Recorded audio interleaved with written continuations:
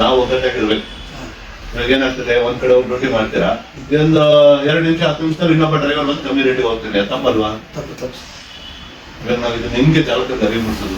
Customer ಬರ್ತಾರಲ್ಲ ಗಾಡಿಯಲ್ಲಿ ಅವ್ರಿಗೆ ಹೇಳ್ಬೇಕು, ಈ ಟೈಪ್ ನಾವು ಮೀಟರ್ ಟ್ಯಾಕ್ಸಿ ಓಡಿಸ್ತೀವಿ, 24 per kilometer ಆಗಿದೆ, ನೀವು ಬಂದು ಇದು ಮಾಡಿ, ಇದು ಸೇಫ್ಟಿ ಇರುತ್ತೆ ಎಲ್ಲ ಇರುತ್ತೆ ಅಂತ ಹೇಳ್ಬೇಕು. ಬಟ್ ಇದನ್ನ ಮಾಡಕ್ಕೆ ಚಾಲಕರು ಒಪ್ಕೊಳ್ತಾ ಇಲ್ವಲ್ಲ. ನಾವು ಒಪ್ಪಿಸ್ಬೇಕು ಸರ್, ಗ್ರಾಹಕರು ಒಪ್ಕೊಳ್ಳಲ್ಲ, ಗ್ರಾಹಕರು ಒಪ್ಕೊಳ್ಳಲ್ಲ ಅಂತ ಹೇಳ್ತಾರೆ. ಗ್ರಾಹಕರು ಅವ್ನ ಜೋಬಿಂದ ಅವ್ನು ಯಾಕೆ ದುಡ್ಡು ಕತ್ರಿ ಹಾಕಿಸ್ಕೊಳ್ತಾನೆ? ದುಡ್ಡು ಬೇಕಾಗಿರೋದು ಯಾರಿಗೆ? ನಮಗೆ. ಸಂಪಾದನೆ ಮಾಡ್ಬೇಕಾಗಿರೋದು ಯಾರು? ನಾವು ಅಲ್ವಾ ಇದನ್ನ ಅಳವಡಿಸ್ಕೋಬೇಕಾಗಿರೋದು. ನಾವು ಮಾತಾಡಕ್ಕೆ ರೆಡಿ ಇಲ್ವಲ್ಲ ಚಾಲಕರು. ಏನ್ ಹೇಳೋಣ, ಹೆಂಗ್ ಹೇಳೋಣ ಇವ್ರಿಗೆ? ಯಾಕಂದ್ರೆ ನೋಡಿ, ವ್ಯವಸ್ಥೆ ಬಂದು ಆಲ್ರೆಡಿ ತಿಂಗಳಾನ್ಗಟ್ಟಲೆ ಆಗಿದೆ, ಆಯ್ತಾ? ಇನ್ನು ಬರೀ 5,000-10,000 ಜನ ಯೂಸ್ ಮಾಡ್ತಾ ಇದ್ದಾರೆ.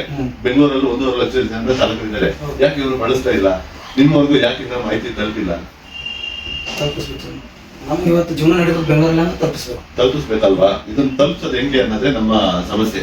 ನೋಡಿ, ಇವಾಗ ಸಂತೋಷ್ ಅವರು ದಿನ ಅವ್ರ ಕೈಲಾಗಿ ಪ್ರಯತ್ನ ಅವ್ರು ಮಾಡ್ತಾರೆ, ನಾವು ಮಾಡ್ತಾ ಇದೀವಿ. ಇನ್ನೂ ಒಂದಷ್ಟು ಜನ ಚಾಲಕರು ಅವ್ರ ಸ್ನೇಹಿತರಿಗೆ ಹೇಳ್ತಾ ಇದ್ದಾರೆ. ಬಟ್ ಆದ್ರೂ ಇನ್ನೂ ನಮ್ಮ ಚಾಲಕರಿಗೆ ಇನ್ನೂ ಮಾಹಿತಿ ಹೋಗಿಲ್ಲ. ಅವ್ರೊಂದು ಆಪ್ ನೋಡಿದ್ರೆ ಯಾವ್ದೋ ಒಂಥರ ಆಪ್, ಇನ್ನು ಕೆಲವರು ಜನ ಏನ್ ಮಾಡ್ಕೊಂಡಾರೆ, ಡೌನ್ಲೋಡ್ ಮಾಡ್ಕೊಂಡಾರೆ, ಅಣ್ಣ ಡ್ಯೂಟಿನೇ ಬದಲೋಣ ಅಂತಾರೆ. ನಮ್ ಬ್ರದರ್ ಒಂದು ವಾರದಿಂದ ಅಪ್ಲಿಕೇಶನ್ ಆನ್ ಮೇಲೆ ಐತೆ, ಅದು OTP ಬರ್ತಲ್ಲ ಅಂದ್ಬಿಟ್ಟು ಸಬ್ಸ್ಕ್ರಿಪ್ಷನ್ ಕೇಳ್ತಾ ಹಂಗೆ ಇದ್ದಾರೆ ಅವರು.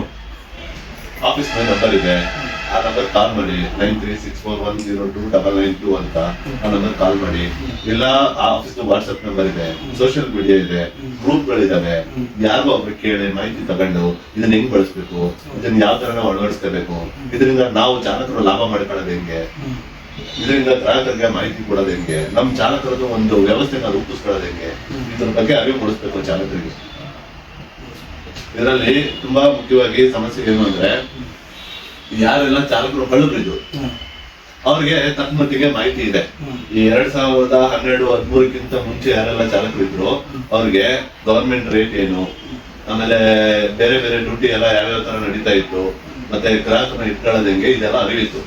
ಬಟ್ ಇವಾಗ ಈ ಕೋವಿಡ್ ಆದ್ಮೇಲೆ ಯಾರು ಹೊಸದಾಗಿ ಡ್ರೈವಿಂಗ್ ಡಿಪಾರ್ಟ್ಮೆಂಟ್ ಎಲ್ಲ ಬಂದಿದ್ದಾರೆ, ಚಾಲಕರು ಬಂದಿದ್ದಾರೆ, ಸಮಸ್ಯೆ ಏನಾಗಿದೆ ಅಂದ್ರೆ ಅವ್ರಿಗೆ ಗ್ರಾಹಕರನ್ನ ನಾವೇ ಇಟ್ಕೋಬೇಕು ಅನ್ನೋದೇ ಇಲ್ಲ. ಇವಾಗ ನೀವೇ ಎಕ್ಸಾಂಪಲ್, ಇವಾಗ ಇದೇ ನಿಮ್ ಸ್ಥಾನದಲ್ಲಿ ನಾನೇನಾದ್ರೂ ಇದ್ದಿದ್ರೆ ನನ್ನ ಹತ್ರ 5,000-6,000 ಜನ ಗ್ರಾಹಕರು ನಂಬರ್ ಇರ್ತಾ ಇತ್ತು. ನಾನು ಯಾವ ಮೂಲೊಬ್ಬರು ನಂಬ್ತಾ ಇರ್ಲಿಲ್ಲ. ಇವತ್ತಿಗೂ ನನ್ನ ರೇಟಲ್ಲಿ ನಾನೇ ಗಾಡಿ ಓಡಿಸ್ತಾ ಇದ್ದೆ. ಇವಾಗ ನಿಮ್ಗೆ ಬಂದಿರೋದ್ರಿಂದ ಏನಾಗುತ್ತೆ ಅಂದ್ರೆ, ಸೊ ನೀವುಗಳು ಬಂದ್ಬಿಟ್ಟು EMI ಕಷ್ಟ ಇದೆ, ಹೊಟ್ಟೆಪಾಡಿದೆ, ಹೆಂಡತಿ ಮಕ್ಕಳು ಸಾಕ್ಬೇಕು, ಸಾಲ ಮಾಡಿದೀವಿ, ಲೋನ್ ಕಟ್ಬೇಕು, ಆ ಭಯ ಮತ್ತೆ ಆ ತೊಂದರೆಯಲ್ಲಿ ಇರ್ಬೇಕಾದ್ರೆ ಬೇರೆದೆಲ್ಲ ಯೋಚನೆ ಮಾಡಕ್ ಆಗಲ್ಲ. ನೀವು ಹಣ ಪೆಟ್ರೋಲ್ ಆಗ್ಲಿ, ಡೀಸೆಲ್ ಆಗ್ಲಿ, EMI ಆಗ್ಲಿ ಅಂತ ಕಮ್ಮಿ ರೇಟಿಗೆ ಡ್ಯೂಟಿ ಮಾಡ್ಬಿಡ್ತೀರಾ.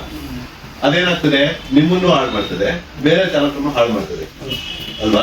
ಇದರಲ್ಲಿ ಎಸ್ಪೆಷಲಿ ಇವಾಗ ರೀಸೆಂಟ್ ಆಗಿ ತುಂಬಾ ಜನ ಉತ್ತರ ಕರ್ನಾಟಕದ ಚಾಲಕರುಗಳು ಹೊಸದಾಗಿ ಬಂದಿದ್ದಾರೆ. ಅಲ್ಲಿಂದ ಗದ್ದೆ ಹೊಲ ಮಾರ್ಕೊಂಡು ಮನೆ ಮಠ ಬಿಟ್ಟು ವಾರಗಟ್ಟಲೆ ಇಲ್ಲೇ ಇದ್ದು ಡ್ಯೂಟಿ ಕಷ್ಟಪಟ್ಟು ಡ್ಯೂಟಿ ಮಾಡುವಂತ ಚಾಲಕರು ಇದ್ದಾರೆ. ಬಟ್ ಅವ್ರಿಗೆ ಯಾವ ತರ ವ್ಯಾಪಾರ ಮಾಡ್ಬೇಕು ಅನ್ನೋದೇ ಗೊತ್ತಿಲ್ಲ. ನೋಡಿ, ಇವಾಗ ನಿಮ್ಗೆ ಗೊತ್ತಿಲ್ಲ ಅಲ್ವಾ? ನೀವು ಇದನ್ನೆಲ್ಲ ತಿಳ್ಕೋಬೇಕು. ಪ್ಲಸ್ ನೀವು ಬೇರೆ ಚಾಲಕರಿಗೂ ಅರಿವು ಮೂಡಿಸ್ಬೇಕು.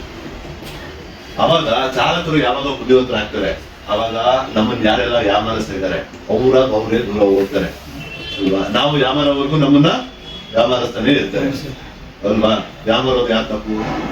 ಇವಾಗ ಪೆಟ್ರೋಲ್ ಬಗ್ಗೆ ಹೋಗ್ತೀರಾ, 5 ಲೀಟರ್ ಡೀಸೆಲ್ ಹಾಕ್ಬಿಟ್ಟು 15 ಲೀಟರ್ ಬಿಲ್ ಹಾಕಿದ್ರೆ ಕೊಡ್ತೀರಾ?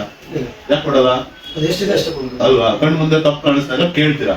ನಿಮಗೆ ತಪ್ಪು ಆಗ್ತದೆ ಅಂತಾನೆ ಗೊತ್ತಿಲ್ಲ ಇವಾಗ ಅಲ್ವಾ? ಅದಕ್ಕೆ ನೀವು ಧ್ವನಿ ಇರ್ತಾ ಇಲ್ಲ.